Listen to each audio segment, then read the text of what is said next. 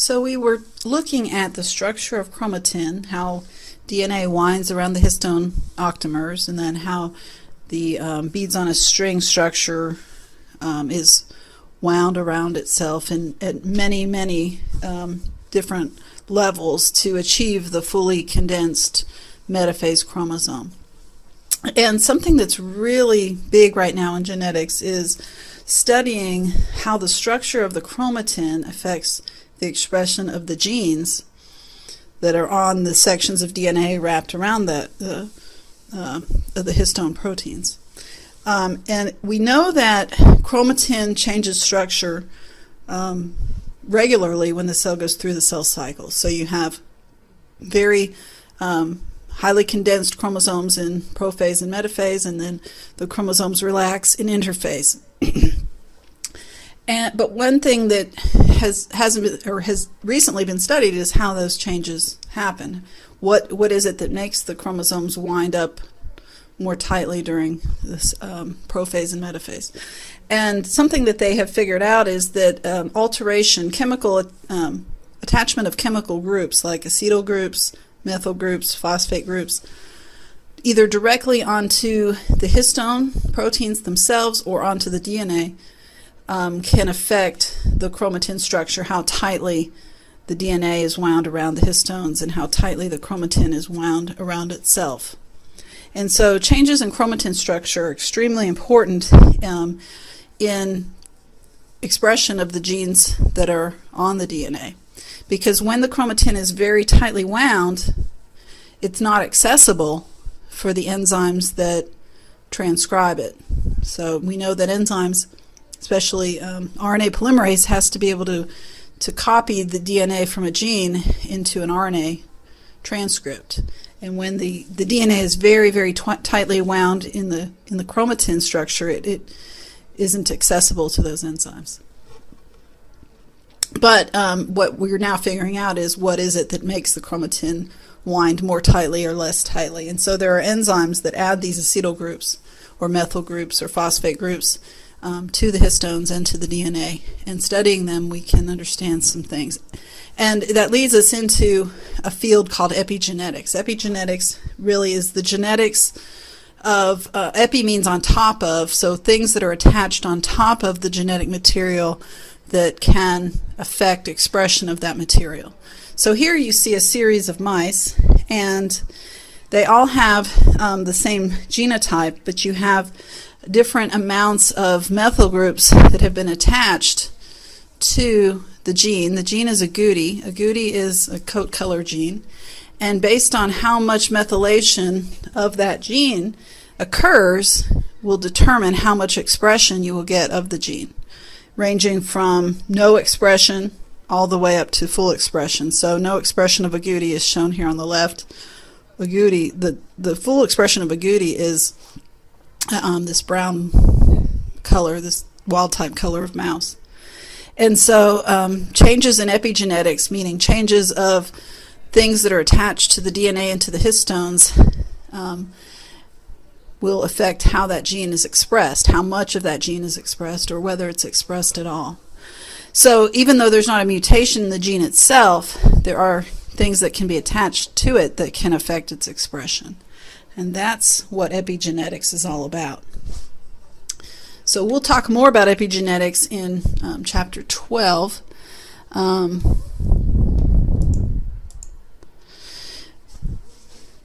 Now, at the ends of chromosomes, we need to talk a little bit about telomere structure. At the ends of chromosomes, eukaryotic chromosomes, you typically have a repeating segment. Here it's TTA, GGG, TTA, GGG, etc. Typically it's something similar to that. It doesn't have to be identical in every species, but it's something similar to that in most species. I think in,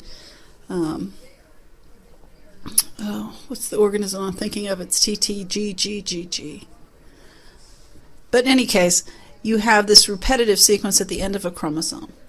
And the way that the telomere is finished off, in a sense, is that there's a single-stranded overhang, 3' single-stranded overhang, that will sort of wind back and base pair with a part of the sequence that comes a little bit prior to that. And so you see this kind of weird T-loop structure. It sort of ties off the ends of the telomere so that they're not exposed to any nucleases that would want to sort of chew down some of those nucleotides. So that's what the way the telomeres are structured. But you have this very highly repetitive sequence that at the telomeres of all organisms. So when you look at the genome size of organisms, you can see a general trend. Phage and virus tend to have very reasonably small genomes. E. coli has a pretty average genome size for a bacterial cell, 4.6 megabase pairs, mega being million. Yeast has a 12 megabase genome, and so on. Humans, 3.2 billion base pairs. And so, but then as you go on, you see corn has an even bigger genome than human, and salamander has quite a bit larger genome than either of those.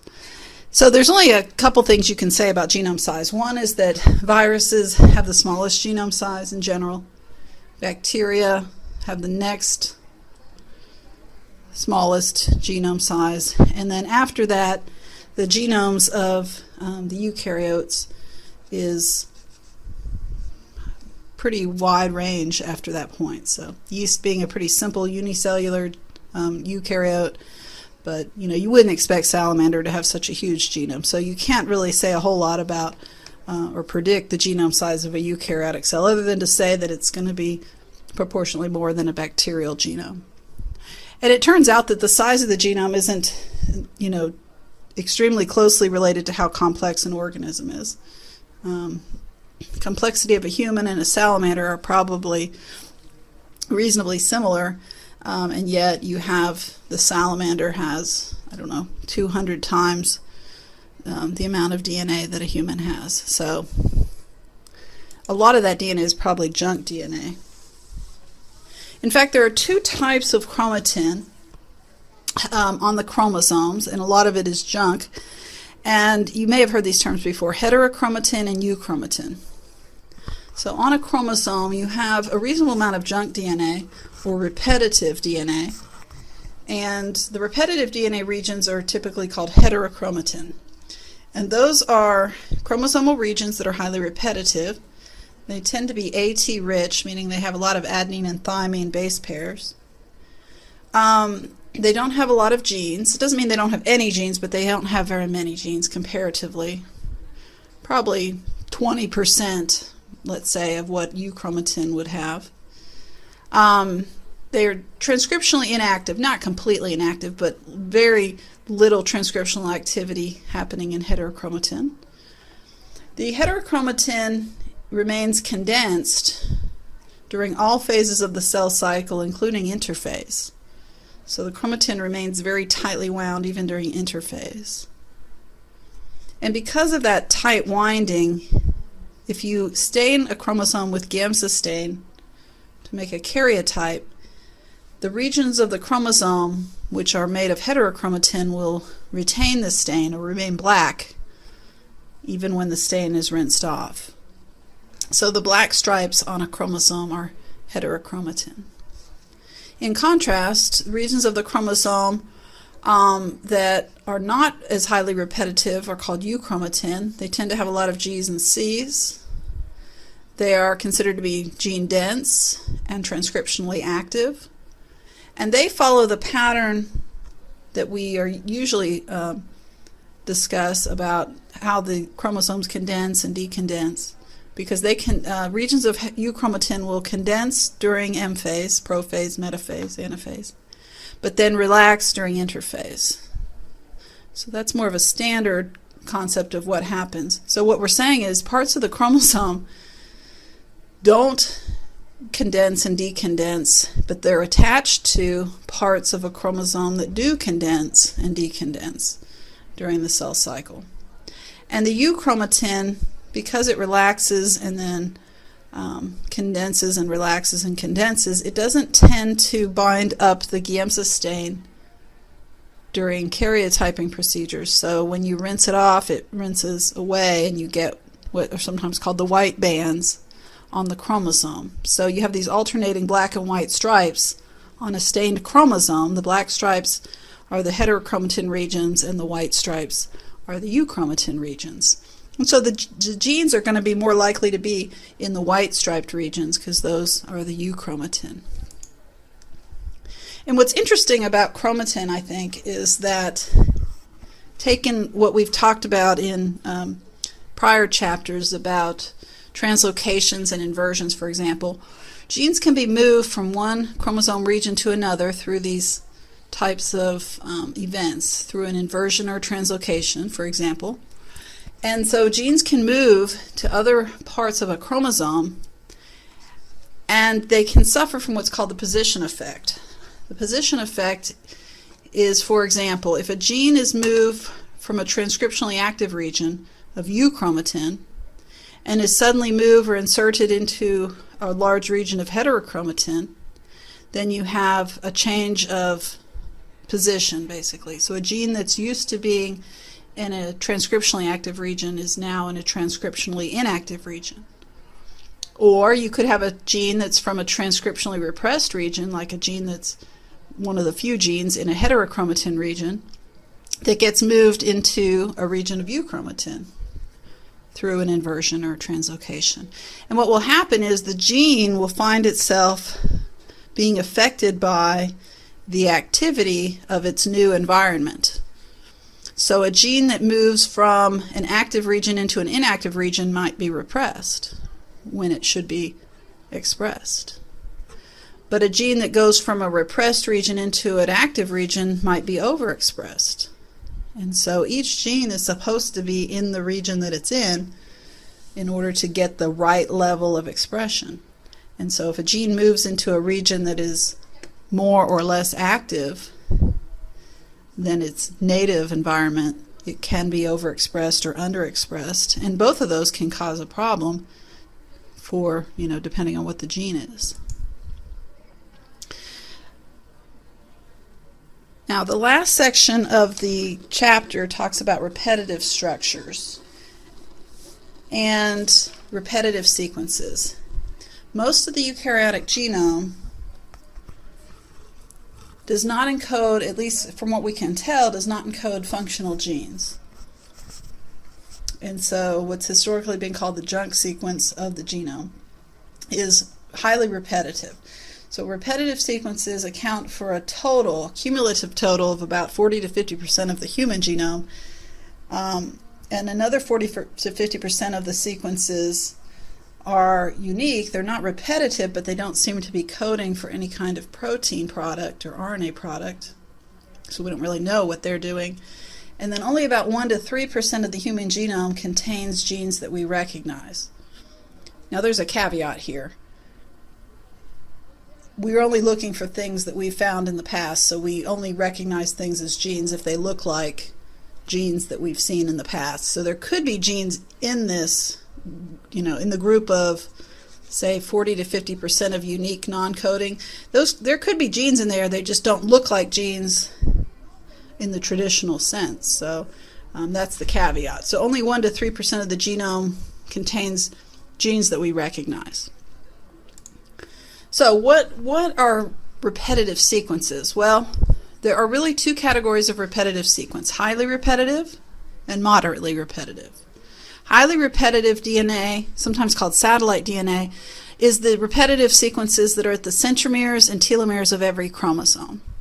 So every chromosome, for example, has that TTA, GGG, and it's repeated over and over again. So there's a lot of that because every chromosome has 2 telomeres. And every chromosome has a centromere. And so that repetitive DNA that's on every chromosome at the centromere and the telomere is it's considered collectively highly repetitive type of DNA. The middle repetitive DNA falls into several different categories. There are genes that are present in many copies, not just like a gene family, but like a super repetitive gene, like our RNA gene appears 200 times in the genome. And tRNA genes appear many times, and histone genes appear many times. So some of these extreme multi-copy gene types are considered to be both genes and repetitive. So that's kind of weird. But in terms of sort of the truly junk DNA, you have mini satellites and microsatellites and lines and signs. Starting with mini satellites and microsatellites. These are dinucleotide or trinucleotide or tetranucleotide repeats. So we've talked a little bit about a trinucleotide repeat. With the Fragile X syndrome, you have a repeat of, it's not a CAG, is it a CCG that repeats over and over and over again? And there's a trinucleotide repeat associated with Huntington's disease and so on. But it would be a repeat where you have a dinucleotide repeat would be like CA, CA, CA, CA, CA, CA, and repeated over and over and over again. So you have these repeats that occur sporadically along the length of every kind of chromosome. And those are called mini satellites and microsatellites. So they're really easy to spot if you're looking at DNA sequence. Lines and signs are harder to see if you're looking at DNA sequence. They are short. A sign is a short interspersed element, or long. A line is a long interspersed element. But they are short or long stretches of DNA which appear in many locations on chromosomes. But they appear to be viruses that transposed or inserted into the chromosomes and then never excised, never left the chromosomes. So they appear to be viral, but they're like ancient viral chromosomes that got stuck in the chromosomes and then never left. And one sign is called ALU, and it's about 300 bases long, and it appears, I think it's like 500,000 times in the human genome. So it's very repetitive. So, but those are your types of repetitive DNA. So your chromosome is about 50% repetitive DNA, and then another 40% of stuff we're not sure what it's doing, but not repetitive, and then only about 1 to 2% of actual gene sequence.